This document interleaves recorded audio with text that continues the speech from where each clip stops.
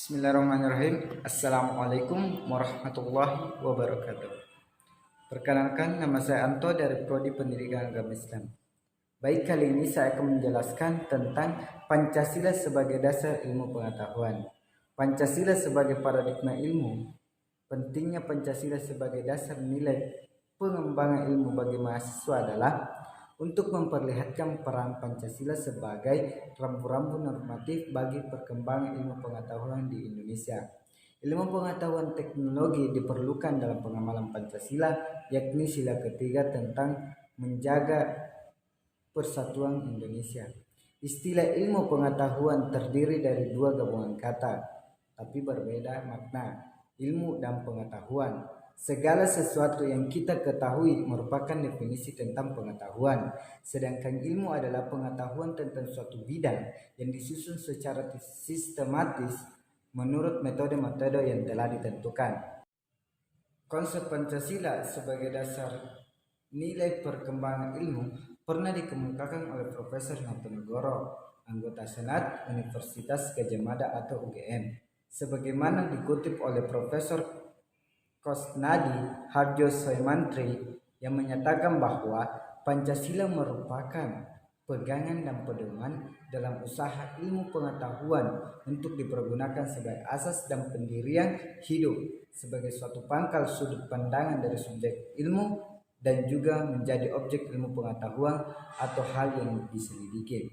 Pancasila adalah gagasan vital yang berasal dari kebudayaan Indonesia, artinya nilai-nilai yang benar-benar diramu dari sistem nilai bangsa Indonesia sendiri. Konsep Pancasila sebagai dasar nilai perkembangan ilmu menurut cara pandang Doug Joseph adalah sebagai tuntunan dan perkembangan nilai dalam pengembangan ilmu pengetahuan teknologi.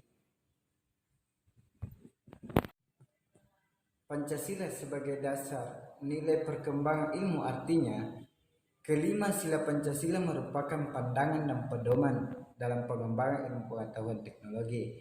Peran Pancasila sebagai rujukan bagi pengembangan ilmu pengetahuan dan teknologi antara lain sebagai berikut. Yang pertama adalah Pancasila sebagai intellectual bastion. Yang kedua adalah Pancasila sebagai common denominator values. Yang ketiga adalah Pancasila sebagai paradigma ilmu. Pentingnya Pancasila sebagai dasar nilai pengembangan ilmu bagi mahasiswa adalah untuk memperlihatkan peran Pancasila sebagai rambu-rambu normatif bagi pengembangan ilmu pengetahuan di Indonesia.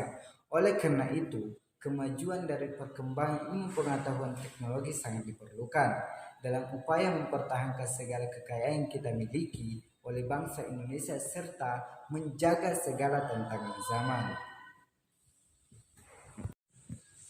Ada seorang ahli yaitu Wells dalam karyanya The Outline of History 1951 mengatakan bahwa jika orang Yunani adalah bapak metode ilmiah, maka orang Muslim adalah bapak angkatnya. Ilmu pengetahuan berkembang melangkah secara bertahap menurut dekade waktu dan menciptakan zamannya. Dimulai dari zaman Yunani kuno, abad tengah, abad modern, dan abad temporer. Pengembangan ilmu pengetahuan dan teknologi sebagai hasil budaya manusia harus didasarkan pada nilai-nilai kesatuan, kemanusiaan, persatuan, kerakyatan, dan keadilan. Selanjutnya adalah makna-makna yang terkandung pada sila-sila dalam Pancasila.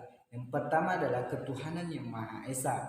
Ketuhanan dalam kerangka Pancasila mencerminkan komitmen etis bangsa Indonesia untuk menyelenggarakan kehidupan politik yang berlandaskan nilai-nilai moralitas dan budi pekerti yang luhur. Yang kedua adalah kemanusiaan yang adil dan beradab. Nilai kemanusiaan memberikan dasar-dasar moralitas bahwa manusia dalam mengembangkan ilmu pengetahuan dan teknologi haruslah beradab demi kesejahteraan umat manusia. Yang ketiga adalah persatuan Indonesia.